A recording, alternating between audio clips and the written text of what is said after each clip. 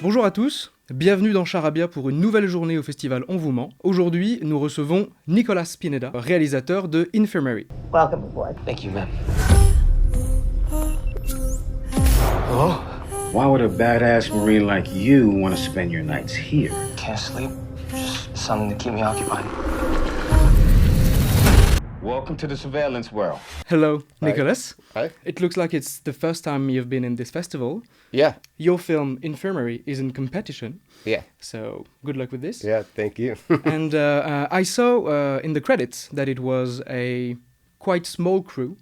So do you think as a director it's frustrating to have a small crew, or is it, on contrary, more freedom to express yourself? Yeah, it has its pros and cons, but yeah, having a smaller crew almost makes it easier because you're more agile and more free to kind of really explore and get the scenes and do the shots that you want to do.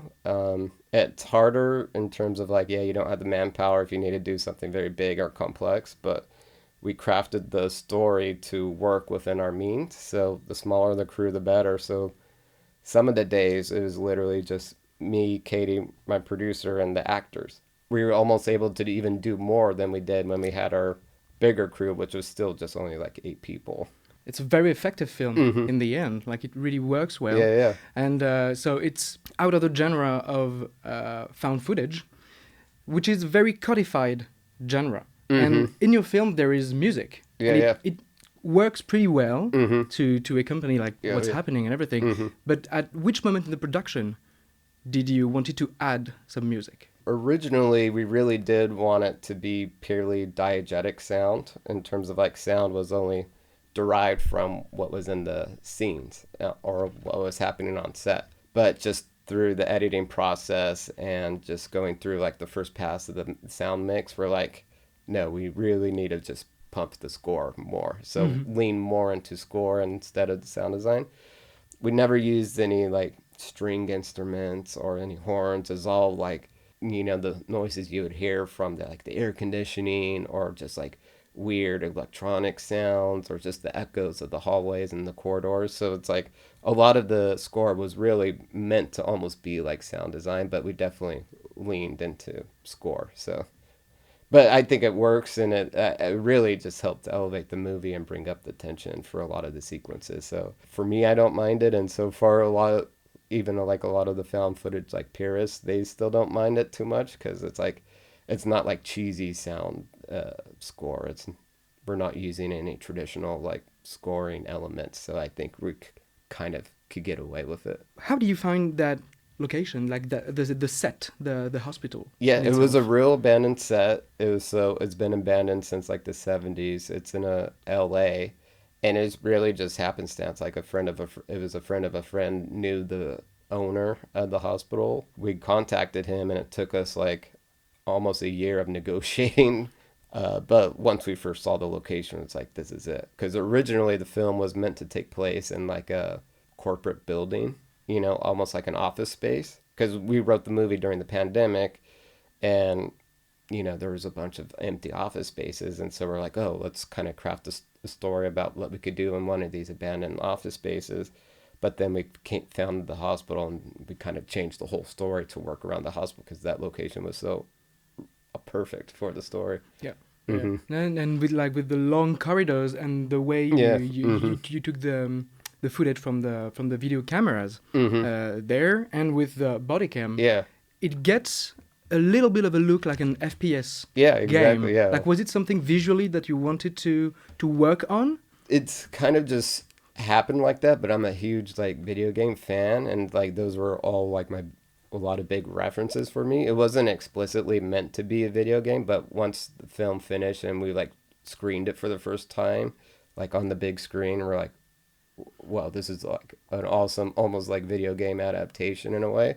So yeah, we love it. I mean, I love video games. It wasn't our real inspiration was real YouTube body cam footage videos that I was just scrolling all day during the pandemic, during the lockdowns, and just constantly watching them. And then eventually I was this would be a really good way to do a found footage film, is use body cam and then surveillance cameras also, just because I wasn't sure at the time if you could really make like a good compelling story with only like body cam POV. So we kind of implemented the security camera just to make sure like we could definitely have enough coverage and kind of enough shots and variety to kind of make the movie interesting and work. But all those elements just definitely like scream video game. It's like classic Resident Evil games, a lot of first person shooters from like, I love this game called Condemn as like an Xbox video game, and then like BioShock. So yeah, I mean, that all just bled through me and just kind of came out of the film. So I love it. Yeah. I think that one of the most innovative things in your film is the body cam, because instead of other found footage films where the people has to have like a hand carrying the camera, exactly. There you can have freedom for the hands. And how did you created that body cam effect? Like, was it a bigger camera on it was the actors? Pretty much real body cam. Well, like some of the scenes were real body cams that we ordered off the internet, but most of the body cams were shot with a GoPro style camera that we just strapped to the we kind of cheated it a little bit because normally body cams sit pretty low on the body. So I didn't want to always be looking up at the actors and kind of seeing up their noses and kind of having weird eye lines. So when we were shooting with like the perspective from the body cam, we kind of rigged a harness so it was like a little bit higher, like almost on their chin. So it gave like a better eye line and everything. But yeah, that's how it was all shot. It was either a GoPro camera or like a real body camera. Original plan was to kind of shoot everything simultaneously. So it's like shoot all the surveillance cameras and then shoot 2 body cameras at the same time. But logistically, like we just didn't have the resources to kind of figure that out, which caused the production to take longer than it needed to be, because it's like just switching the camera from one character to the other and then doing this, it just ate up so much time because we thought we could be super fast and agile. It's like we don't have to set up any lights, don't have to do anything complicated, but it still took a lot of time just setting up just from actor to actor the cameras. Yeah. And talking about actors, we were lucky enough this year to have Daniel Merrick, the co-director of Blair Witch Project there. And during a Q&A, he said that casting the actors took almost a year. So for you in your film, Infirmary, what was it that you were asking the actors? Like, what were you expecting of the actors to be cast in this film? We hired a great casting director, and he kind of found the actors for us in terms of like he helped sort through and kind of gave us like a list of like his top choices. And luckily enough, like from the first few options he gave us, they were like perfect. You know, we found like literally Paul Sire-Lee, our lead actor. He was one of the first like 10 actors that he showed us. And then same with Mark Anthony Williams. He was also part of like the first batch of like 10 or 20 actors that he showed us. And then same with Danielle Kennedy, who played Miss Downey. You know, these actors were amazing right off the bat. And then we just did chemistry tests with them, like who had good dynamics with each other. So we just had one day of just like chemistry reads with a variety of different actors.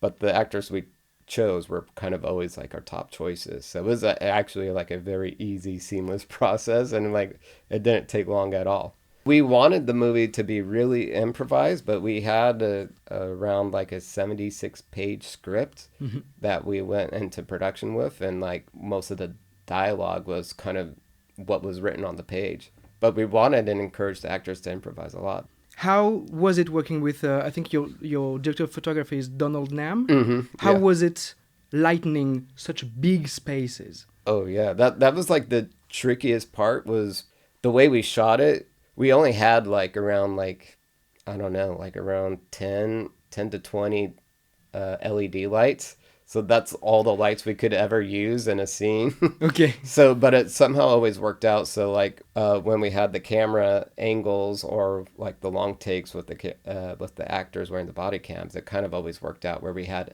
just enough. And then we just, with those LED lights, we were also able to program them to do the flickers and shut off and adjust the color temperature and levels for wherever we needed it. So that, in that sense, it was like almost like a traditional lighting, but most of the other time is all like practical lighting, just using the light sources that were there from the actual lighting fixtures that were there. And was the idea of the film always to be a found footage? No, yeah, it was always meant to be found footage, because the idea started from, like I said, just during the lockdowns and pandemics. I was just watching a bunch of body cam videos being uploaded to YouTube around like some type of police incident. I was just watching them all the time, and that's what kind of started the idea of like, how could you tell a story using the body cams? And that's like a really cool, interesting way to do like a found footage film, is truly through that perspective. So that was kind of like, that was always the intention, was to be a found footage with the body cams. Mm-hmm. And is it something that you would like to do again, like to retry? Like... Yeah. I mean, it'd be awesome. We'll see kind of what the response is for the film and kind of like what happens in the future. But yeah, we're totally open to like keep exploring the world. Because the first thing that you've heard about the film are good, like positive reviews. Yeah. So far, the response has been really great. The audience reactions have been awesome. Like we never did any test screenings or like really not even showing many friends or family the film. So when we went to our first festival, that was truly like our first time like seeing an audience react, and like just kind of hearing the scares and kind of the feedback that people were saying after the screening was like awesome to hear. Yeah. So it seems like it's been pretty good response so far. And in this festival, have you seen any screening that you wanted to see, or is there anything that you would like to see for the next 2 days? Yeah, we just saw right before this Isaiah's Phone, and that was like a really excellent film. I mean, the performances were great. The story was awesome. The way they shot it was really unique. So yeah.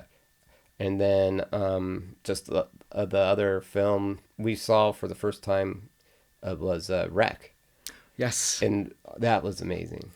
Yeah. So just seeing Wreck, and then yeah, I'm looking forward to seeing Alan at Night and a few other films in competition. Yeah. It's an awesome lineup that the Fest put together. Mm-hmm. All the films here are great. Is there any recommendation that you would like to make? Like a film you liked, a book, music that you listened to? I don't know. Like the most recent film I've liked a lot that I just saw was Nirvana the band, the show, the movie. That was amazing. And Matt Johnson's first film was a found footage film called The Dirties, which is also an amazing film. Mm-hmm. Yeah, so maybe check those out. Yeah. Okay. Yeah. Well, thank you very much for this interview. Yeah. Mm-hmm. Thank you, Nicholas. Good luck with the competition. Yeah, thank you. Merci beaucoup. On se retrouve pour une autre interview pour Charabia un autre jour. C'était un plaisir. Bye bye. Et voilà. Bye bye. Thank you very much. Thank you.